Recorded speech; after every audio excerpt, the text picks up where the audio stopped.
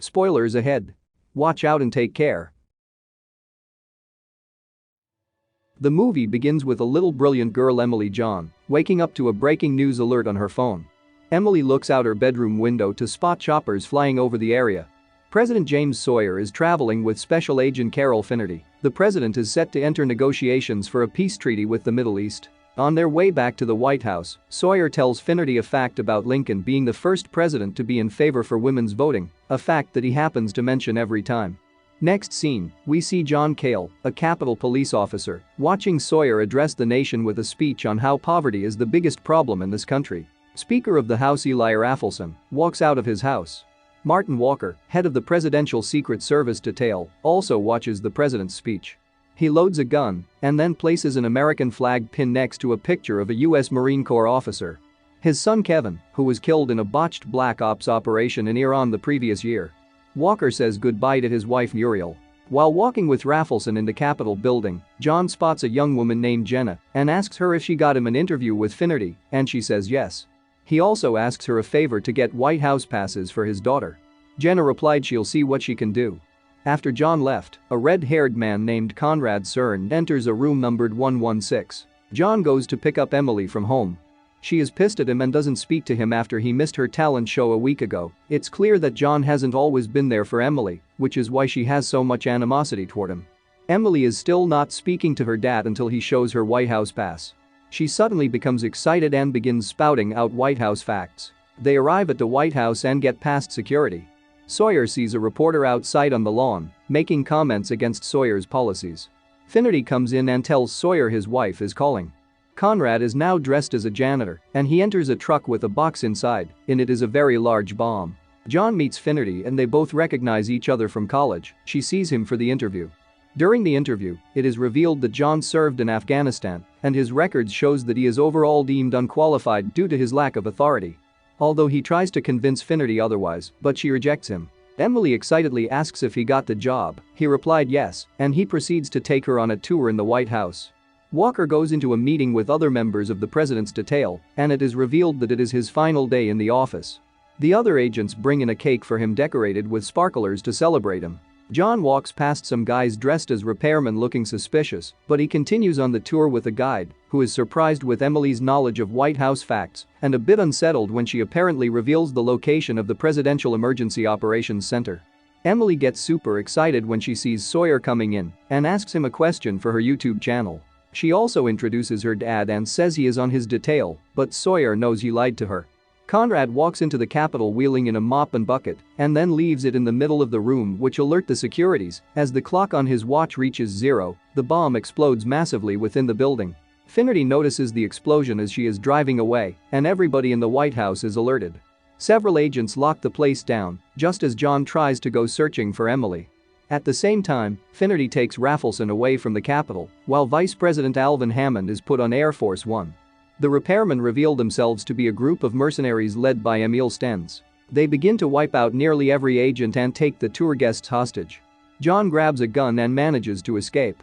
Meanwhile, Emily evades the mercenaries and manages to capture footage of Stenz and company on her phone.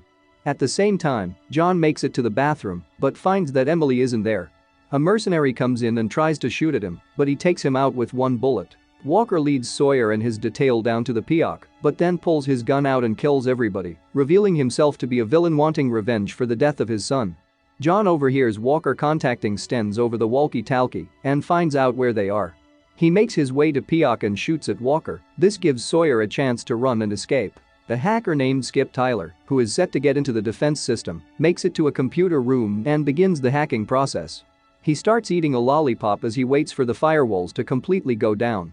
Stenz finds Bobby's corpse and swears vengeance on John. He and Walker get into an elevator completely furious because Bobby apparently saved his life twice, not knowing that John and Sawyer are right above them.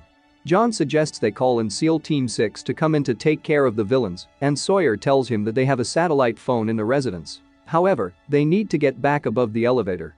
John notices a mercenary getting into the elevator and sees that he is carrying javelin missiles. Stenz and Walker locate the remaining chain of command. Stenz kills the Secretary of Defense and takes everybody else hostage, including Roger Skinner. As they lead them into the room with the other hostages, Emily continues capturing footage of them and uploading them to her channel. Her mother sends her a text message, and the ringtone is heard by one of the mercenaries, Carl Killick. Emily tries to hide in a closet, but Killick knows she's in there and threatens to shoot if she doesn't come out. She gives herself up and is taken by him. Finnerty takes Raffleson to a command center to meet with General Caulfield. They patch through to Hammond while he is on Air Force One, so he is aware of the situation. They contact Tyler, who patches them through to Walker.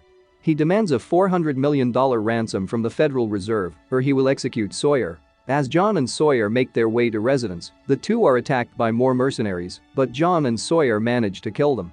John uses the satellite phone to get in touch with Finnerty to let her and everybody else know that Sawyer is safe, and she tells him to turn on the news. Emily's footage has made it onto the news, exposing the terrorists to the public. John sees it and panics. John is told by Sawyer and Finnerty that they can get out using tunnels that JFK used to sneak Marilyn Monroe in, originally rumored to be a myth. Using Emily's video, the group at the Pentagon learned the identities of the terrorists, originally worked for various government agencies. Caulfield reveals that Stenz was part of a paramilitary group in Pakistan, but when the Sawyer administration began, Stenz's operation was shut down by the Secretary of Defense, and he spent 2 years in a Taliban prison. John and Sawyer go underground through the tunnels, which Stenz and his goons find out about. The gate to the tunnel is rigged with explosives, and they run out and manage to find the presidential limo.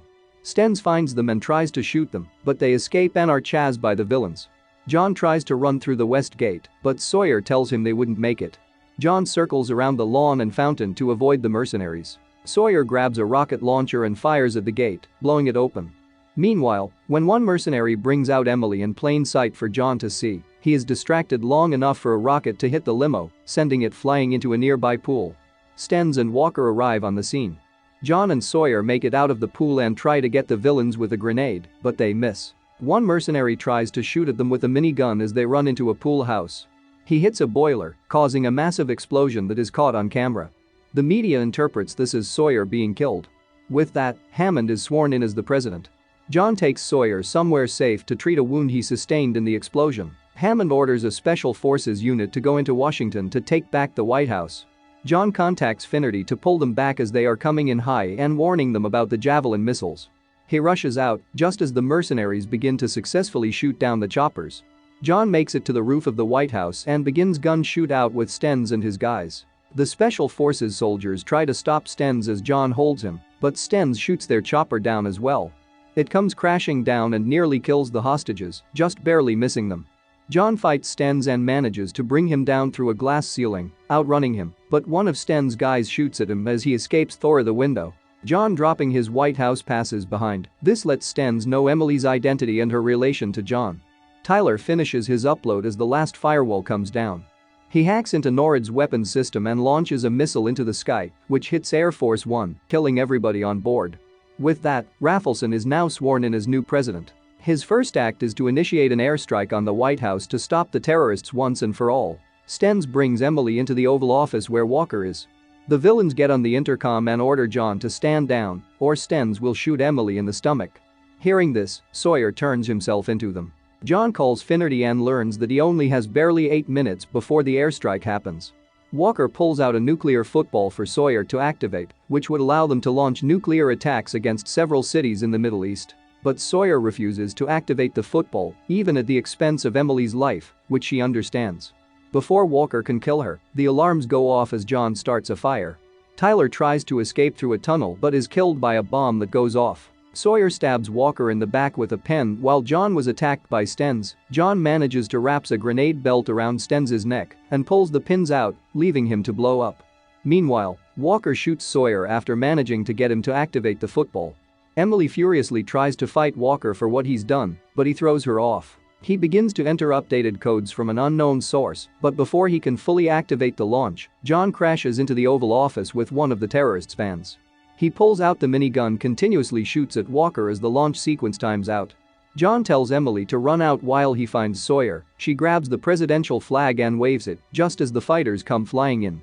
They realize she is trying to call off the attack. Although Raffleson doesn't call for the abort, they pull back. The crowd of people in front of the White House, including Melanie, cheer Emily on, and the media deems her a hero. John finds Sawyer alive as the bullet hit a pocket watch that belonged to Lincoln. Finnerty calls John, and she says this isn't over yet. She knows that the mercenaries weren't called in from Walker or Stenz. John knows who it is. Finnerty and Raffleson arrive at the White House and meet with John, who tells them that Sawyer is dead. John reveals that he knows Raffleson was in the plan all along, and he used a pager to send the new codes to Walker, proving it by having Finnerty dial the callback number. Sawyer comes out and orders Raffleson to be taken into custody. Finnerty admits she was wrong about John. Sawyer boards his chopper and calls for John, addressing him as Special Agent John. John invites Emily to join them, as she is now happy with her dad on board. The end. Thanks for watching. Subscribe if you'd like to see more videos updates. Turn on the notifications and leave a like to help the channel.